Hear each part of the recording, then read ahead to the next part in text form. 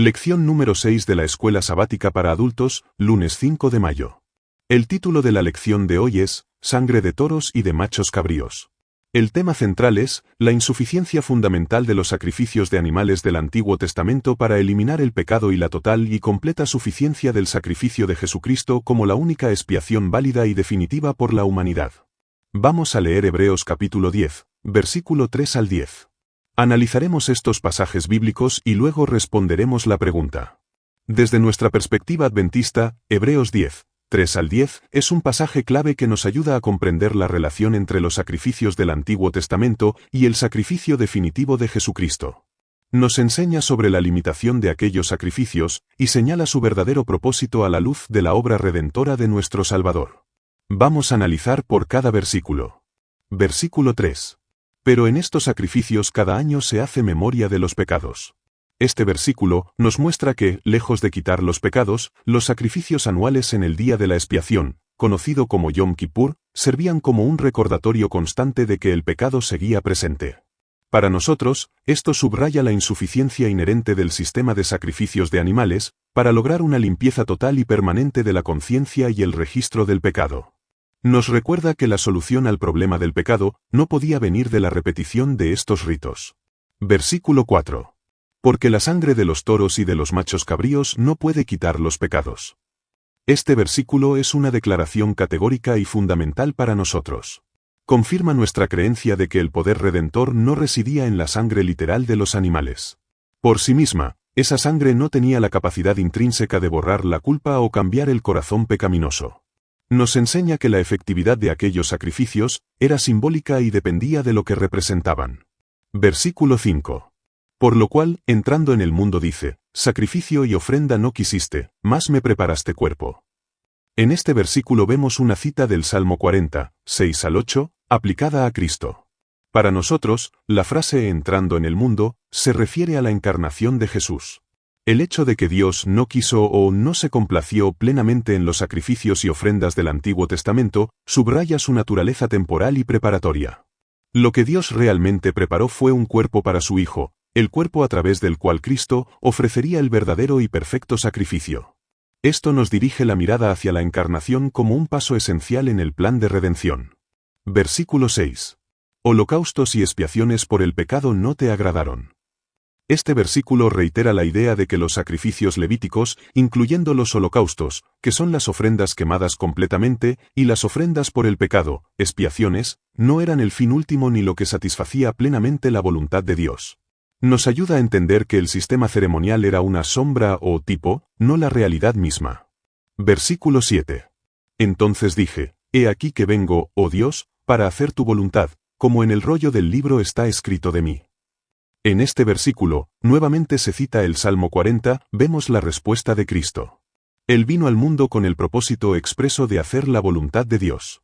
Para nosotros, la voluntad de Dios a la que se refiere aquí es el plan de redención, que implicaba que Cristo ofreciera su vida como sacrificio. En el rollo del libro está escrito de mí nos recuerda que el sacrificio de Cristo fue prefigurado y profetizado en las Escrituras del Antiguo Testamento. Versículo 8. Diciendo primero, sacrificio y ofrenda y holocaustos y expiaciones por el pecado no quisiste, ni te agradaron, cosas que según la ley se ofrecen. El autor de Hebreos reitera enfáticamente que Dios no se complació en los sacrificios prescritos por la ley mosaica. Esto no significa que Dios no los instituyera, sino que su propósito para ellos era señalar algo mayor, no ser la solución final al pecado. Nos ayuda a diferenciar entre el medio y el fin en el plan de Dios. Versículo 9. Y diciendo luego, he aquí que vengo, oh Dios, para hacer tu voluntad, quítalo primero, para establecer esto último. En este versículo, vemos la acción de Dios, quitar lo primero, el sistema de sacrificios del Antiguo Testamento, para establecer lo último, la voluntad de Dios cumplida en el sacrificio de Cristo. Para nosotros, esto marca el fin de la vigencia del sistema sacrificial ceremonial con la muerte de Jesús. Su sacrificio no vino a mejorar los sacrificios de animales, sino a reemplazarlos porque era la realidad a la que apuntaban. Versículo 10. En esa voluntad somos santificados mediante la ofrenda del cuerpo de Jesucristo hecha una vez para siempre. Este es un versículo de poder para nosotros. Nos dice que nuestra santificación, siendo apartados para Dios, hechos santos, se logra no a través de nuestros propios esfuerzos o la repetición de sacrificios, sino mediante la ofrenda del cuerpo de Jesucristo. Lo crucial es que esta ofrenda fue hecha una vez para siempre. Esto subraya la finalidad y la completa suficiencia del sacrificio de Cristo. No hay necesidad de más sacrificios, su obra es completa y eterna. Entonces, ¿qué sentido tenía ofrecer los sacrificios del Antiguo Testamento, puesto que los pecadores no podían salvarse en virtud de ellos? Si los sacrificios de toros y machos cabríos no podían quitar los pecados, ¿por qué Dios instruyó a su pueblo para que los ofreciera?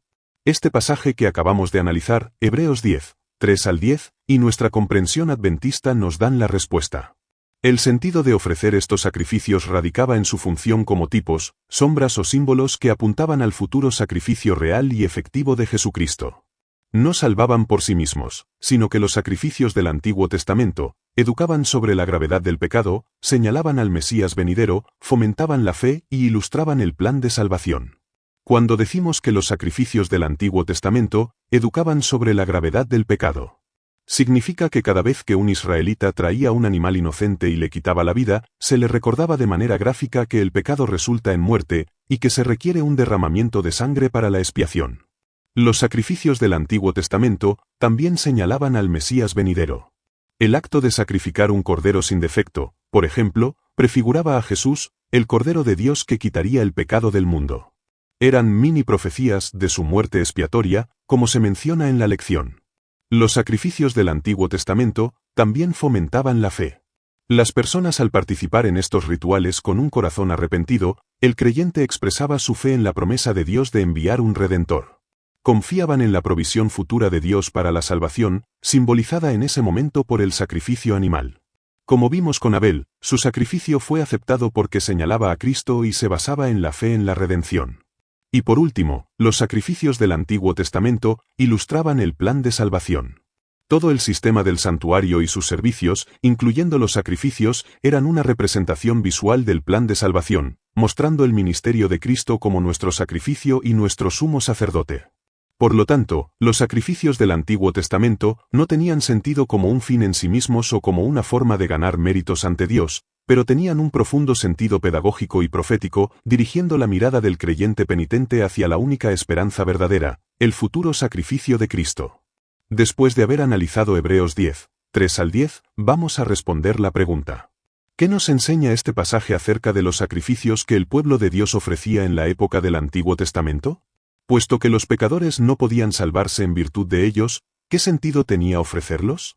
Hebreos 10, 3 al 10, enseña que los sacrificios del Antiguo Testamento no podían eliminar el pecado, sino que recordaban a los creyentes su necesidad de redención. Estos sacrificios eran una sombra del sacrificio perfecto de Cristo, quien ofreció su vida una vez y para siempre. Su propósito era señalar la necesidad de un Salvador y preparar el camino para la obra redentora de Jesús. El autor de la lección nos hace una reflexión en la parte final. Nos pide que reflexionemos en cuán grave es el pecado, al punto de que solo la muerte de Jesús, el Verbo encarnado, podía expiarlo. ¿Qué nos dice esto acerca de cuál debe ser nuestra actitud hacia el pecado? Bueno, reflexionando sobre la pregunta diría que, el pecado es tan grave que requirió el sacrificio supremo de Jesús para expiarlo.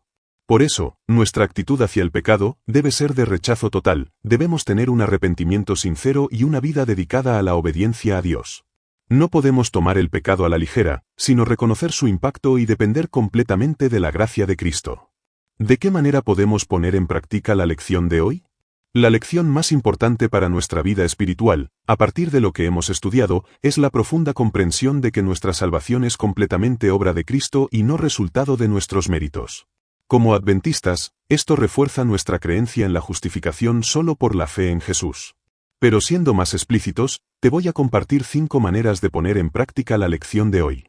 Número 1. Dependencia total de Cristo.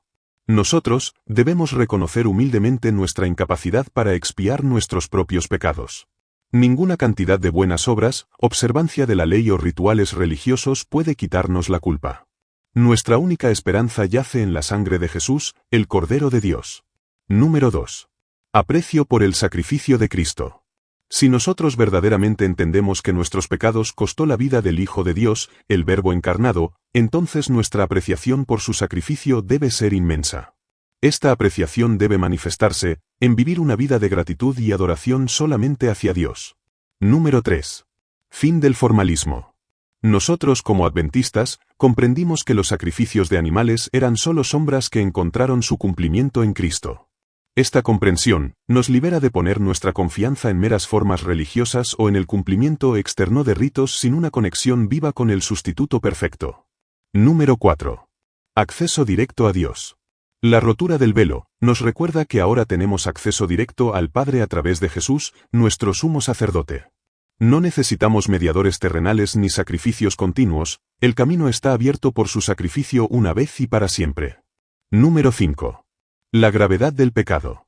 Al reflexionar sobre el hecho de que solo la muerte de Cristo pudo expiar el pecado, nos ayuda a comprender cuán terrible es el pecado a los ojos de un Dios santo. Esto debe llevarnos a odiar el pecado y a buscar la santificación en nuestras vidas como respuesta a su amor redentor, no como un medio de salvación. En conclusión, la aplicación central es vivir una vida anclada en la fe en el sacrificio de Cristo como el único fundamento de nuestra salvación, permitiendo que esta verdad transforme nuestro corazón y motive nuestra obediencia agradecida. No confiamos en la sangre de toros o machos cabríos, sino en la preciosa sangre de Jesús, nuestra eterna expiación. Resumiendo la lección de hoy, podemos decir lo siguiente. El estudio de hoy nos enseña que, aunque los sacrificios de toros y machos cabríos eran parte del sistema de adoración establecido por Dios en el Antiguo Testamento, su propósito principal no era quitar el pecado de forma definitiva. Eran símbolos y representaciones proféticas que apuntaban hacia la venida de Jesucristo y su sacrificio en la cruz. La muerte de Jesús constituyó el sacrificio perfecto y final que logró la verdadera expiación por el pecado humano. Este acto redentor puso fin a la necesidad de los sacrificios de animales, como lo simbolizó la rotura del velo del templo. Por lo tanto, comprendemos que la seriedad del pecado demandó la muerte del mismo Hijo de Dios, y nuestra salvación depende enteramente de su sacrificio expiatorio, no de nuestros propios esfuerzos. Si te ayudé a desarrollar tu lección de hoy, dale me gusta a este vídeo, compártelo con otros hermanos, suscríbete a mi canal, y activa la campanita para que no te pierdas la lección de mañana. Si tienes alguna duda o pregunta del estudio de hoy, déjame saber en los comentarios.